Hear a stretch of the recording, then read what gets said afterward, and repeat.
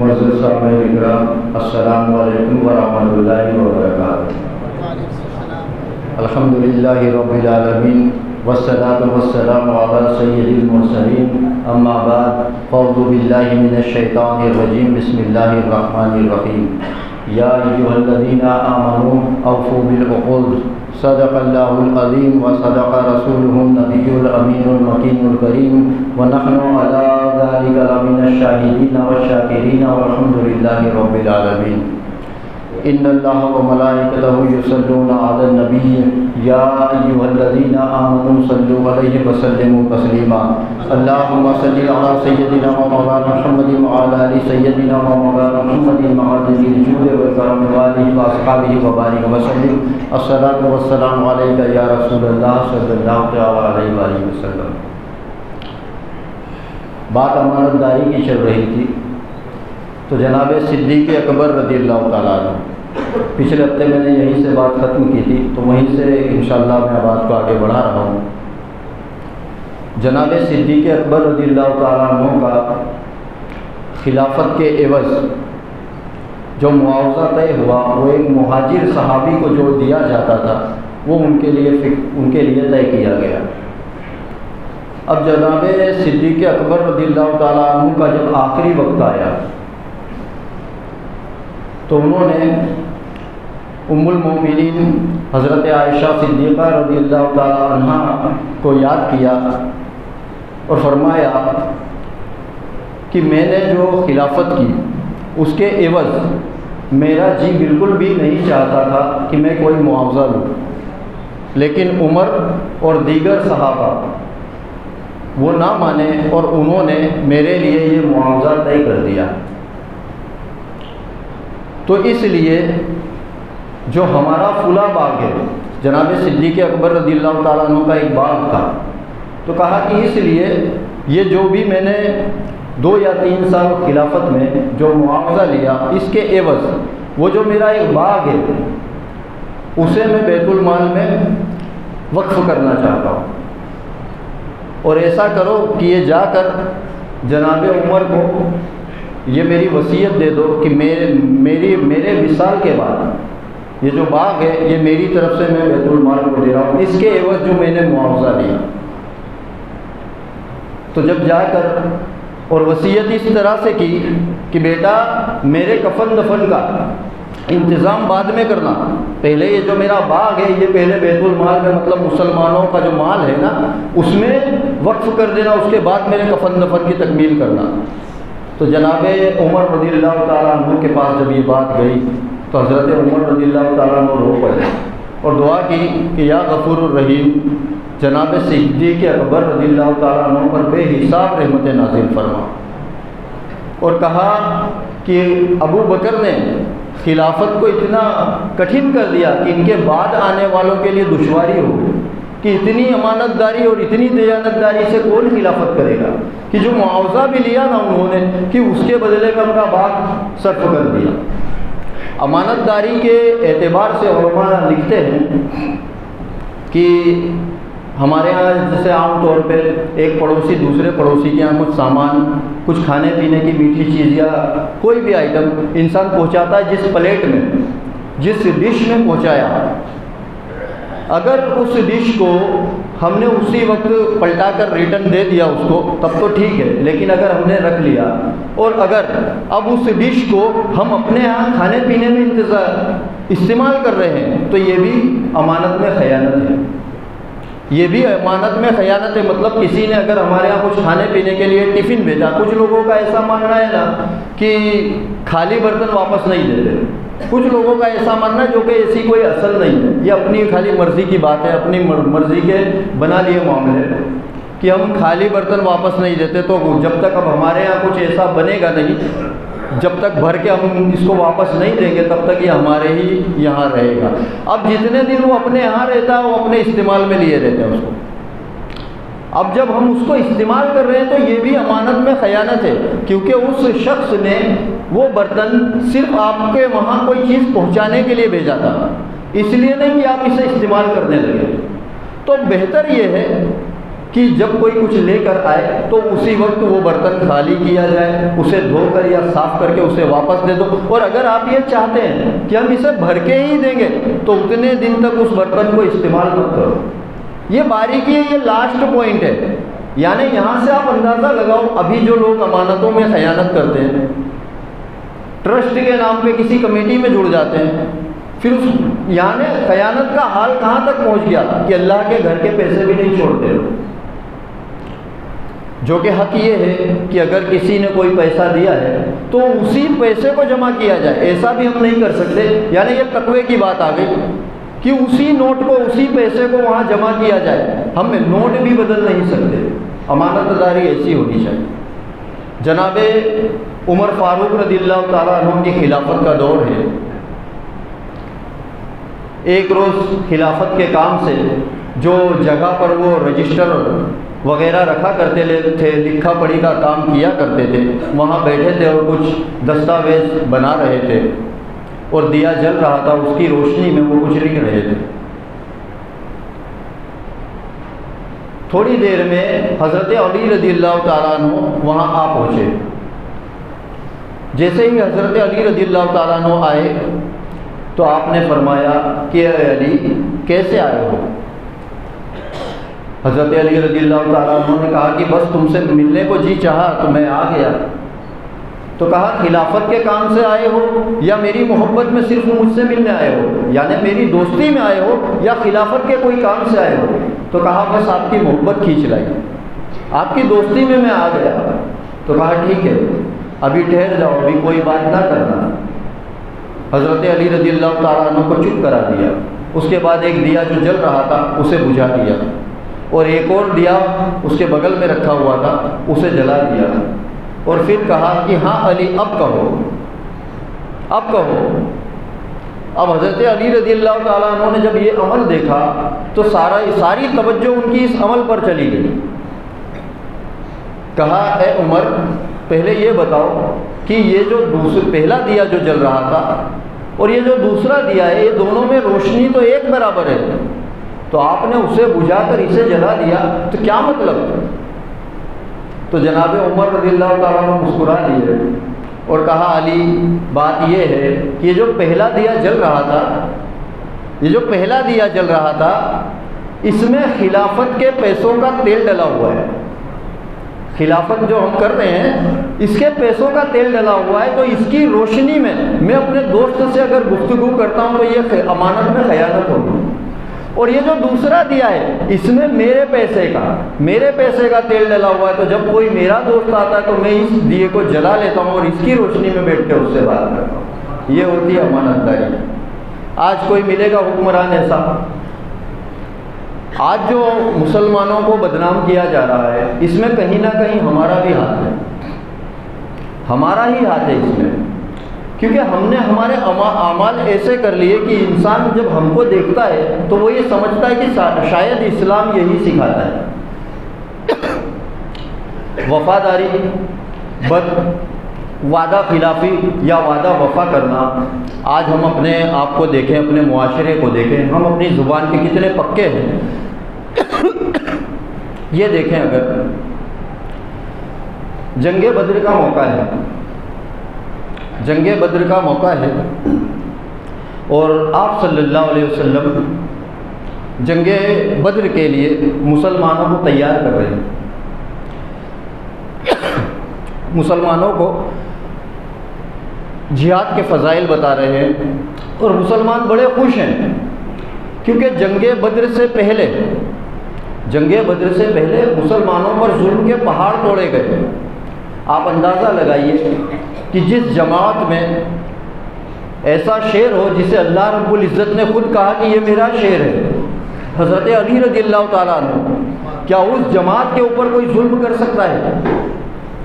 لیکن جوابی کارروائی اس لیے نہیں کی کبھی کیونکہ آپ صلی اللہ علیہ وسلم نے روکے رکھا تھا۔ حضرت امیر حمزہ رضی اللہ تعالیٰ عنہ اسی جماعت میں، حضرت عمر فاروق رضی اللہ تعالیٰ عنہ اسی جماعت میں، لیکن کبھی کافروں پر پلٹوار نہیں کیا کیونکہ آپ صلی اللہ علیہ وسلم نے روک رکھا تھا۔ اب جنگ بدر کا جب موقع آیا تو ہمارے آقا صلی اللہ علیہ وسلم نے ارشاد فرمایا، اللہ رب العزت کی طرف سے حکم آ گیا کہ اب جہاد کرو۔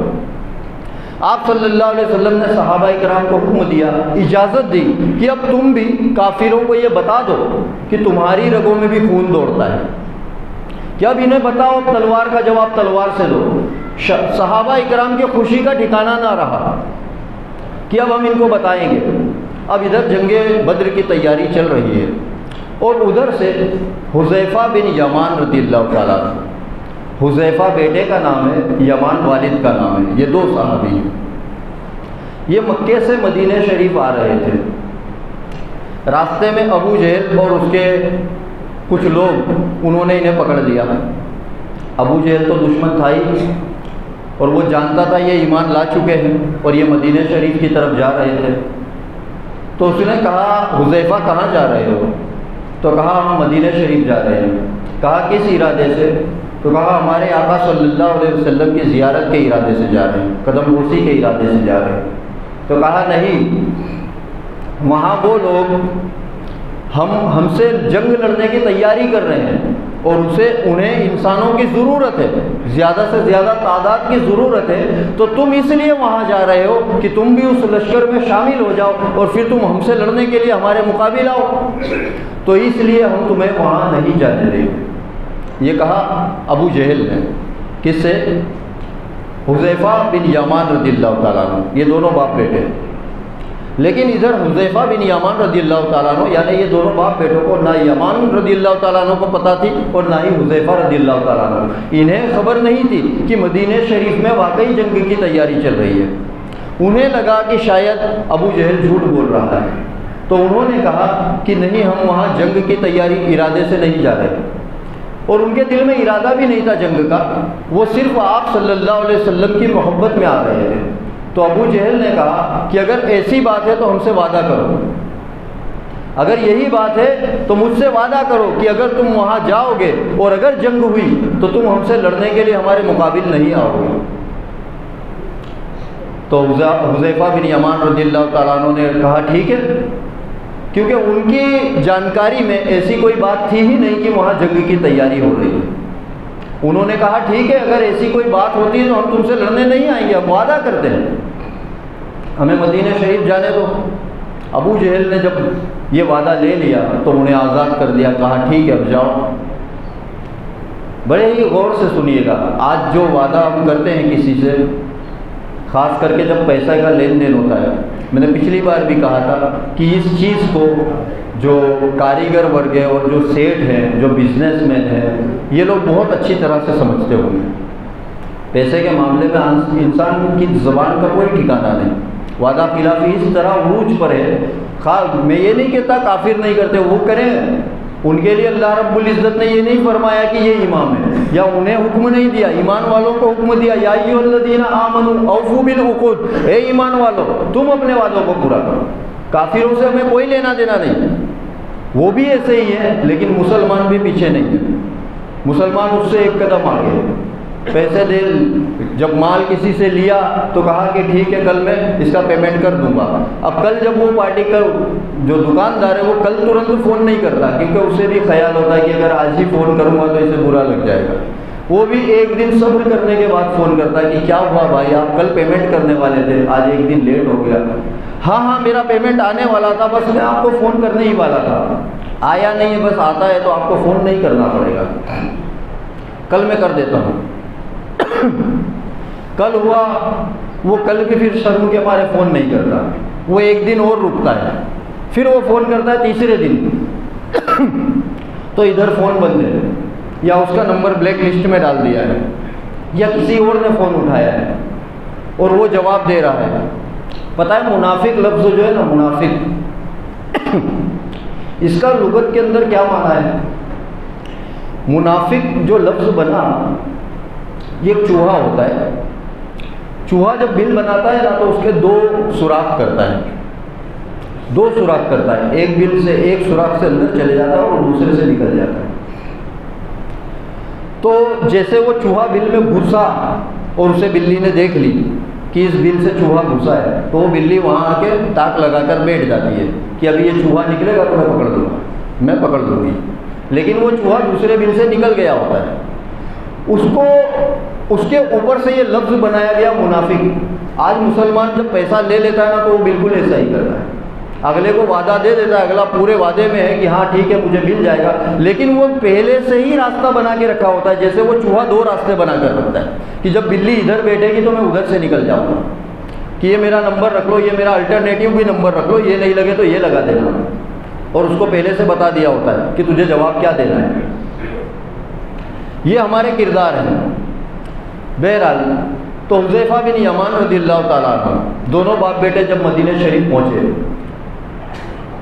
وہاں جا کے جب دیکھا تو آپ صلی اللہ علیہ وسلم صحابہ اکرام کو جہاد کی تلقین کر رہے ہیں، جہاد کا شوق پیدا کر رہے ہیں، صحابہ اکرام تیاری کر رہے ہیں۔ اب یہ دونوں جب باپ بیٹوں نے دیکھا تو بڑے خوش ہو گئے، بڑے خوش ہو گئے، کیونکہ انہیں یہ گمان تھا کہ شاید اسلام میں دشمنوں پر ہاتھ اٹھانے کا حکم ہی نہیں آئے گا، کیونکہ کافی سارے دن گزر چکے تھے، یہاں تک کہ ہجرت کر چکے تھے، لیکن کبھی ابھی تک اجازت نہیں ملی تھی جوابی کارروائی کرنے کی۔ اور جب انہوں نے دیکھا کہ صحابہ اکرام کو آپ صلی اللہ علیہ وسلم خود جہاد کے فضائل بتا رہے ہیں تو بڑے خوش ہو گئے، اور سب کچھ چھوڑے اپنا ساز و سامان اور جا کے ان صفوں میں کھڑے ہو گئے، اور تیاری میں وہ بھی مشغول ہو گئے کہ ہم بھی جنگ کی تیاری کریں گے۔ آپ صلی اللہ علیہ وسلم نے دیکھا انہیں تو ان کے قریب آئے، اب انہوں نے جیسے ہی دیکھا تو سب کچھ چھوڑا اور آپ صلی اللہ علیہ وسلم کے سامنے کھڑے ہو گئے۔ آپ صلی اللہ علیہ وسلم نے پوچھا حذیفہ کیا کر رہے ہو؟ کہا یا رسول اللہ صلی اللہ علیہ وسلم جنگ کی تیاری کر رہے ہیں، جنگ کی تیاری کر رہے ہیں۔ کہا اچھا، کہا یا رسول اللہ صلی اللہ علیہ وسلم اب ہم بھی کافروں کو بتا دیں گے، اب ہم بھی بتائیں گے کافروں کو کہ مسلمان بھی کسی سے دب کے نہیں رہا کرتے، مسلمانوں کے سینے میں بھی جو دل ہے نا وہ دلیروں کا دل ہے، وہ کسی سے ڈرتے نہیں ہیں۔ آپ صلی اللہ علیہ وسلم نے فرمایا وہ سب ٹھیک ہے، پہلے یہ بتاؤ راستے میں ابو جہل ملا تھا؟ راستے میں ابو جہل ملا تھا؟ تو کہا ہاں یا رسول اللہ صلی اللہ علیہ وسلم۔ کہا کیا بات ہوئی تھی؟ تو کہا وہ ہم کو اس نے روک لیا تھا اور اس نے یہ کہا تھا کہ اگر مدینہ شریف جاؤ گے تو ہم سے لڑنے کے لیے مت آنا، ہم سے جنگ میں مت اترنا، لیکن یا رسول اللہ صلی اللہ علیہ وسلم وہ تو اس نے تلوار کے زور پہ وعدہ لیا تھا ہم سے، وہ تو اپنی صفائی بھی دیتے جا رہے ہیں کہ وہ تو تلوار کے زور پہ ہم سے وعدہ لیا تھا، اور یا رسول اللہ صلی اللہ علیہ وسلم ہم کو تھوڑی پتا تھا کہ یہاں پر واقعی میں جنگ کا معاملہ ہے۔ آپ صلی اللہ علیہ وسلم نے سنا تو کہا نہیں حذیفہ آپ وعدہ کر چکے ہو۔ تو کہا یا رسول اللہ صلی اللہ علیہ وسلم وہ تو کافر ہے، وہ تو کافر ہے اور ہمارا دشمن ہے، اور آپ کا سب سے بڑا جو دشمن ہے وہ ابو جہل ہے، میں نے تو اس سے وعدہ کیا ہے۔ آپ صلی اللہ علیہ وسلم نے فرمایا کہ اے حذیفہ وعدہ تم نے کافر سے کیا ہے، وعدہ تم نے کافر سے کیا ہے، لیکن وعدہ کرنے والا تو مومن ہے نا، وعدہ کرنے والا تو مومن ہے نا، تو اس وعدے کو وفا کرو۔ اب آپ دیکھیے جو جنگ بدر جب ہوئی نا تو اس میں گنتی کی تلواریں تھیں، گنتی کے لوگ بھی گنتی کے تھے، آپ ہم سمجھیے سبھی جانتے 313 تھے، اور سامنے لشکر 3 گنا زیادہ تھا۔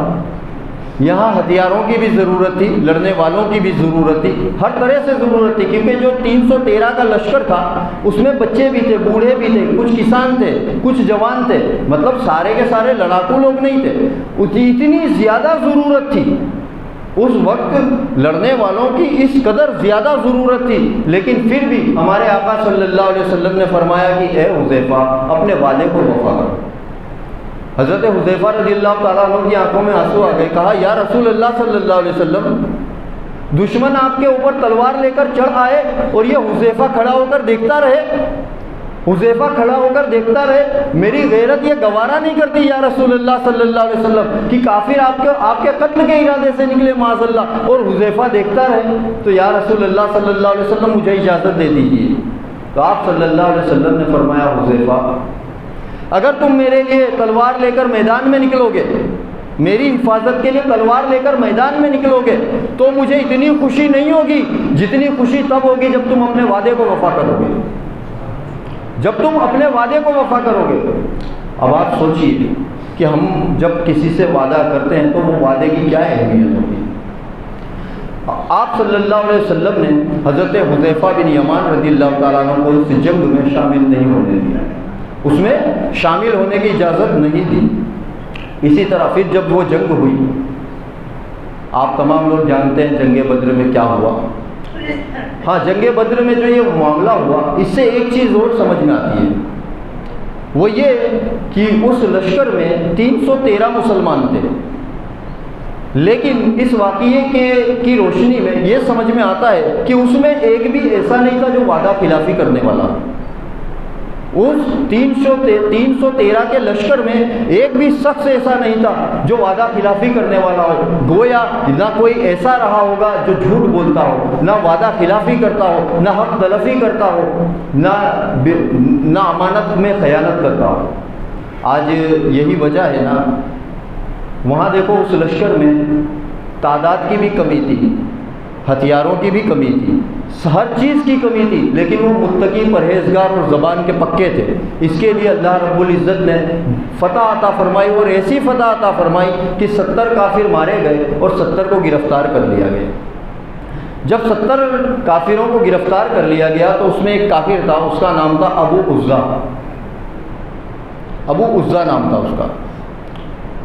اس کو پکڑ لیا گیا، تمام کو جب پکڑا گیا، جب اس کو باندھنے لگے تو وہ رونے لگا اور رو کر بولا مجھے چھوڑ دو، میں بہت ہی غریب انسان ہوں، میرے بیوی بچے گھر میں بھوکے پیاسے ہیں، اور میں تو آپ لوگوں کو جانتا بھی نہیں ہوں، مجھے یہ لالچ دیا گیا تھا کہ تم ہمارے ساتھ جنگ میں چلو تو تم کو کھانے پینے کو دیا جائے گا، اور اب آپ لوگوں نے پکڑ لیا تو جو روکھی سوکھی مل رہی تھی میرے بیوی بچوں کو، اب وہ بھی انہیں نہیں ملے گی، تو مجھے معاف کر دو، مجھے جانے دو۔ صحابہ کرام نے آپ صلی اللہ علیہ وسلم سے بتایا کہ یا رسول اللہ صلی اللہ علیہ وسلم یہ اس طرح سے کہہ رہا ہے۔ آپ صلی اللہ علیہ وسلم نے دیکھا اسے، آپ صلی اللہ علیہ وسلم جانتے تھے کہ یہ جھوٹ بول رہا ہے، لیکن آپ صلی اللہ علیہ وسلم کو امت کو کچھ درس دے رہا ہے۔ فرمایا ٹھیک ہے اسے چھوڑ دو، اس کو بنا فدیہ لیے ہی چھوڑ دیا۔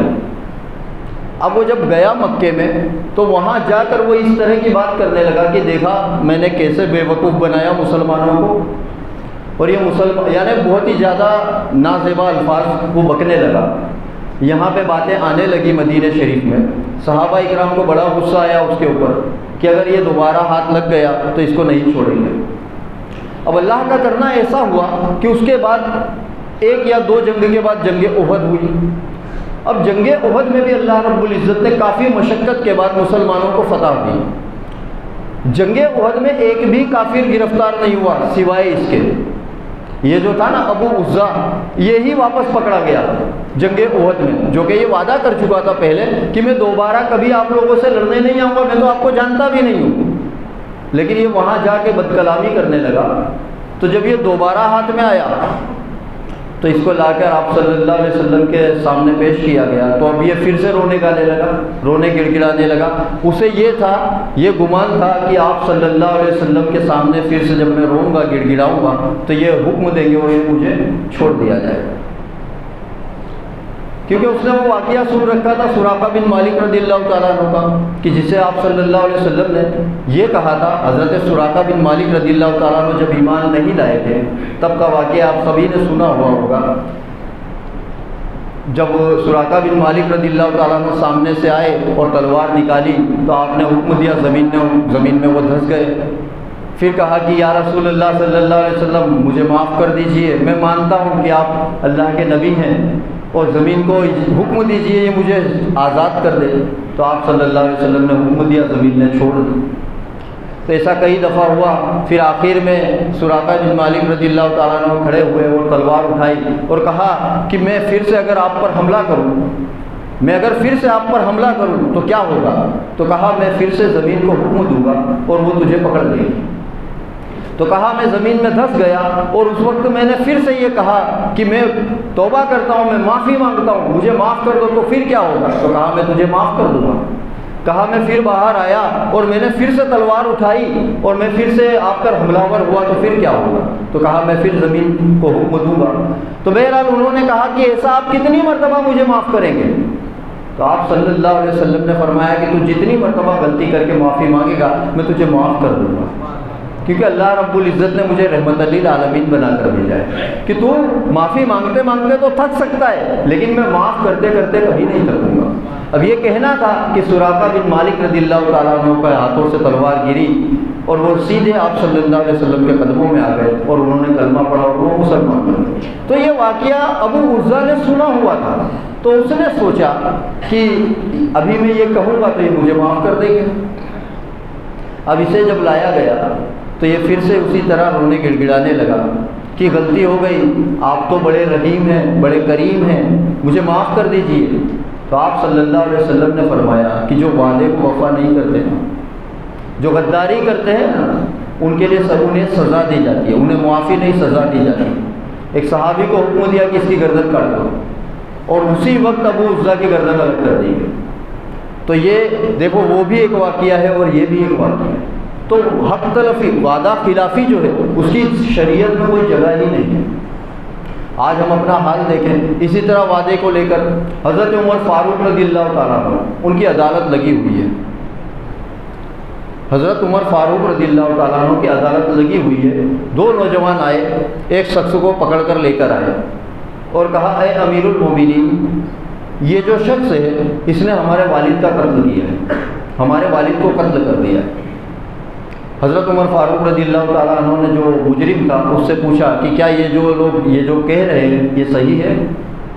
تو اس نے کہا ہاں۔ اس کی آنکھوں میں آنسو بھرے ہوئے تھے، اس نے اقرار کیا، کہا ہاں امیر المومنین، یہ جو کہہ رہے ہیں یہ بات صحیح ہے، لیکن جیسا یہ سمجھ رہے ہیں ایسی بات نہیں ہے۔ تو کہا تو تم بتاؤ کیسی بات ہے؟ تو کہا بات دراصل یہ ہے کہ میں نے ایک اینٹ اٹھائی، یعنی اس زمانے میں جو ہوتا تھا اینٹ پتھر جو بھی، کہ میں نے ایک اینٹ اٹھائی اور ایک اونٹ کو ماری، تو وہ اونٹ کو نہ لگ کر ان کے والد کو لگ گئی اور ان کے سر میں لگی اور مار کی وجہ سے وہ گرے اور وہ مر گئے۔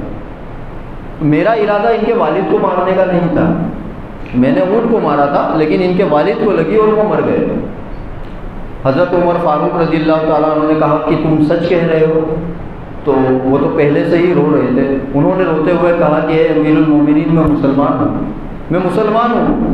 مطلب آج کیا ہم یہ بات اپنے لیے کہہ سکتے ہیں؟ کہیں پہ ہم نے کوئی بات کہی ہو، کسی سے وعدہ کیا ہو کہ یہ پیسہ میں کل تجھے لوٹا دوں گا، اور وہ یہ کہے ہم سے کہ پکا یا سچا یا قسم کھا، تو کیا اس کے بدلے میں ہم یہ بات کہہ سکتے ہیں کہ میں مسلمان ہوں، یہی بڑی دلیل ہے؟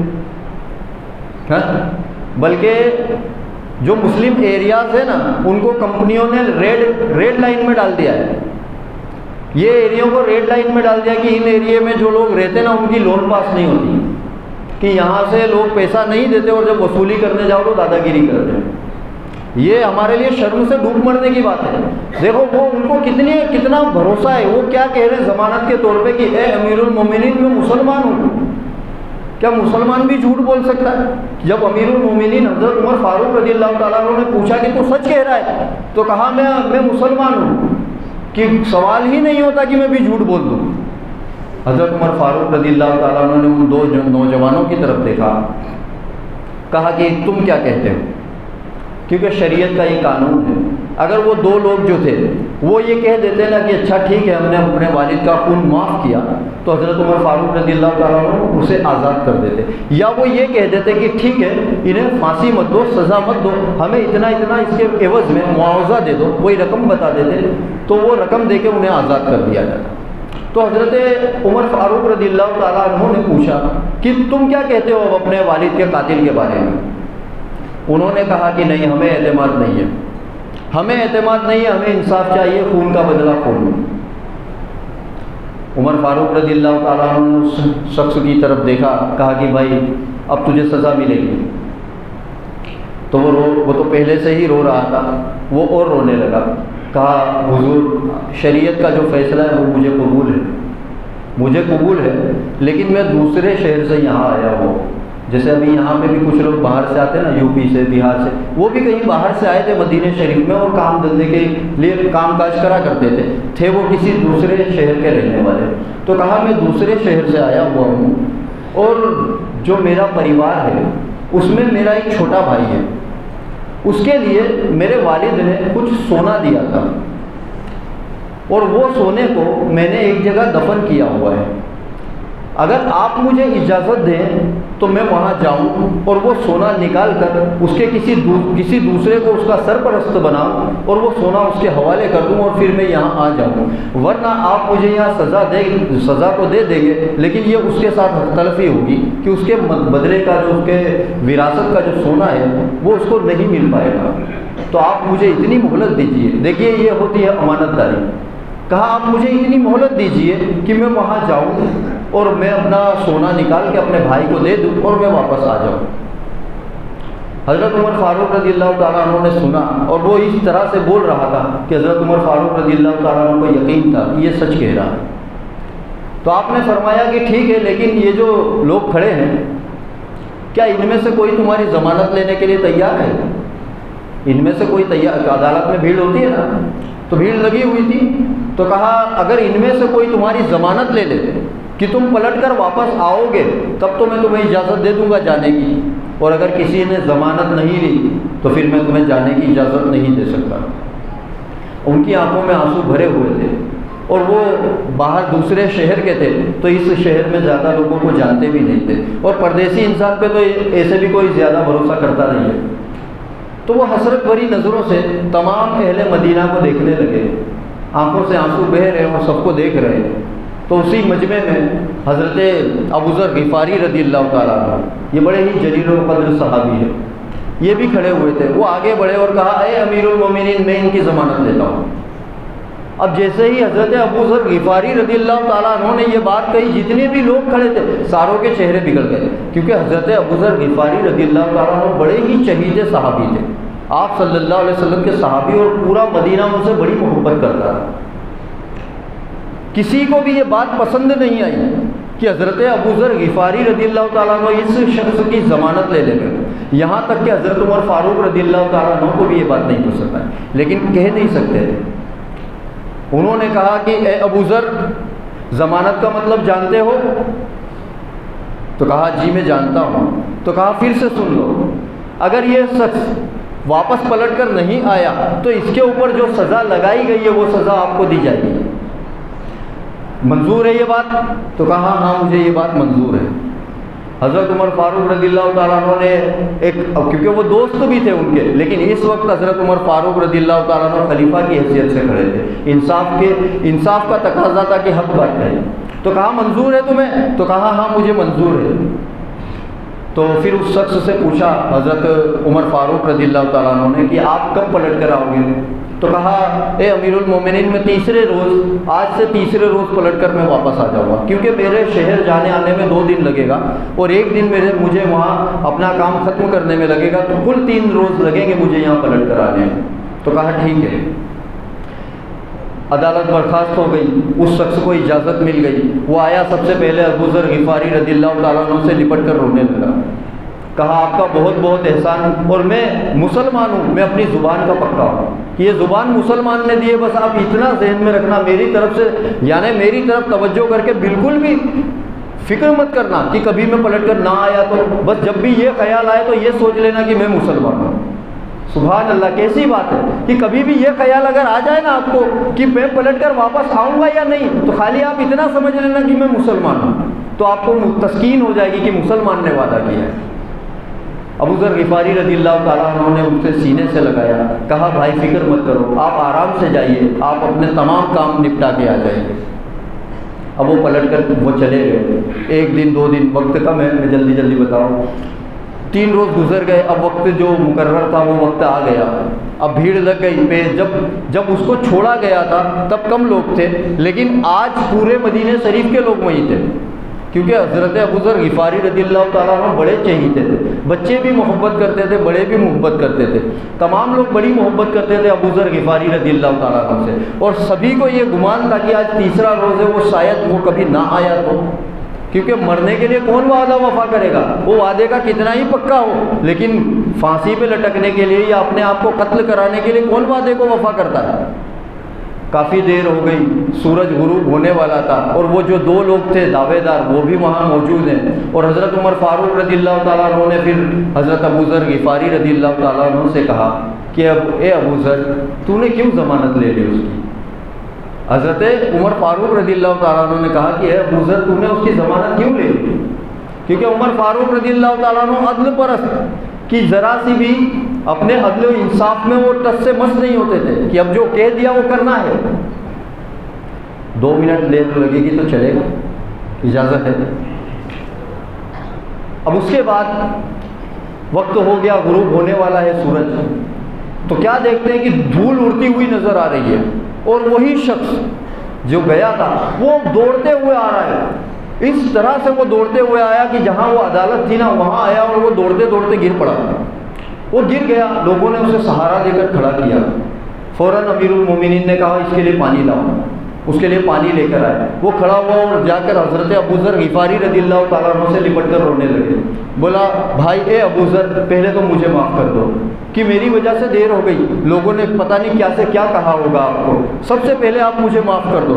ان کے بالوں میں گرد لگی ہوئی ہے، کپڑے پہ دھول مٹی سے اٹا ہوا ہے پورا کپڑا اور وہ رو رہے ہیں. کہا اے ابو ذر بھائی مجھے آپ معاف کر دیجئے سب سے پہلے کہ میری وجہ سے آپ کو کچھ لوگوں نے یہاں بہت کچھ کہا ہوگا. پھر اس کے بعد کھڑے ہو گئے، کہا کہ ہاں اب مجھے سزا دے دی جائے، دیر مت کیجیے کہیں سورج غروب نہ ہو جائے، کہیں میرا وعدہ ٹوٹ نہ جائے، میں وعدہ کر کے گیا تھا، کہیں سورج غروب نہ ہو جائے، مجھے قتل کر دیجیے. تو حضرت عمر فاروق رضی اللہ تعالیٰ عنہ نے کہا کہ ٹھیک ہے، یہ بتاؤ کہ اتنی تاخیر کیسے ہوئی، دیر کیسے ہوئی؟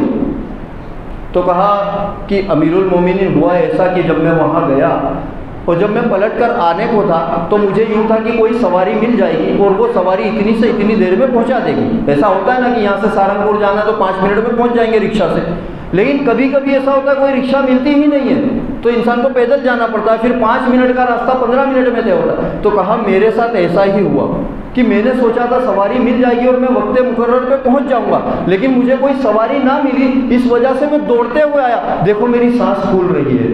وہ جب بول رہے تھے تب بھی ان کی سانسیں تیز تیز چل رہی تھی. اب جب یہ سب معاملے ہونے لگے تو امیر المومنین رضی اللہ تعالیٰ عنہ نے انہیں پانی پلایا. اس کے بعد وہ جو 2 نوجوان کھڑے تھے اور اس کے بعد حضرت عمر فاروق رضی اللہ تعالیٰ عنہ نے حضرت ابو ذر غفاری رضی اللہ تعالیٰ عنہ کی جانب دیکھا اور کہا کہ ابو ذر یہ بتاؤ کہ تم کو اتنا اعتماد کیسے تھا، اتنا یقین کیسے تھا کہ یہ پلٹ کر واپس ضرور آئے گا؟ تو کہا پہلی بات تو یہ کہ انہوں نے یوں کہا تھا کہ یہ مسلمان کی زبان ہے. پہلی بات تو یہ کہ انہوں نے یوں کہا کہ یہ مسلمان کی زبان ہے، اور دوسری بات یہ کہ جب یہ حسرت بھری نظروں سے پورے مدینہ شریف کے لوگوں کو دیکھنے لگے تو میرے دل میں یہ خیال آیا کہ کل بروز قیامت اگر اس مسلمان نے میرے نبی صلی اللہ علیہ وسلم سے کہیں شکایت کر دی ہماری کہ یا رسول اللہ صلی اللہ علیہ وسلم میں بھی آپ کے نام کا کلمہ پڑھنے والا تھا لیکن آپ کے مدینے میں کوئی نے میری ضمانت نہیں لی تھی تو میں کیا منہ دکھاؤں گا؟ تو بس یہ خیال آتے ہی میں نے فوراً ضمانت لے لی ان کی کہ یہ ضرور آئیں گے، میں ضمانت لیتا ہوں. اب یہ بات سنی نا تمام مدینے والے رو پڑے، یہاں تک کہ وہ جو 2 نوجوان تھے وہ بھی رونے لگے کہ ہمارے آقا صلی اللہ علیہ وسلم کی اس طرح سے بھی کوئی وہ کرتا ہے، اور ایک ہم ہے کہ ہم دعویٰ لے کے کھڑے. اس کے بعد امیر المومنین نے حکم دیا کہ انہیں سزا دے دو. تو فوراً وہ 2 نوجوان آگے بڑھے اور انہوں نے کہا کہ اے امیر المومنین جب اتنا سب کچھ ہو گیا اور یہ سب ہمیں اپنی آنکھوں سے ہم دیکھ رہے ہیں، اب اس کے بعد بھی اگر ہم اس پہ اگر بات نہ مانیں کہ یہ جو کہہ رہا ہے کہ اس سے غلطی سے قتل ہوا ہے، تو اب ہم کو یقین ہے کہ جو آدمی اپنے بات کو پورا کرنے کے لیے اپنی جان دینے کے لیے تیار ہو جائے تو وہ ہمارے باپ کو بنا وجہ کیوں مارے گا؟ تو ہمیں یقین آ گیا کہ اس سے غلطی ہوئی ہے تو ہم اپنے باپ کا قتل معاف کرتے ہیں. تو یہ مسلمانوں کی زبان ہوتی ہے. اللہ رب العزت سے دعا ہے میرے کہنے سننے میں اگر کوئی غلطی ہو تو اللہ رب العزت معاف فرمائے. جو حضرات سنتیں نہیں آ رہا کہ سنتیں فرمائیں. السلام علیکم و رحمۃ اللہ وبرکاتہ.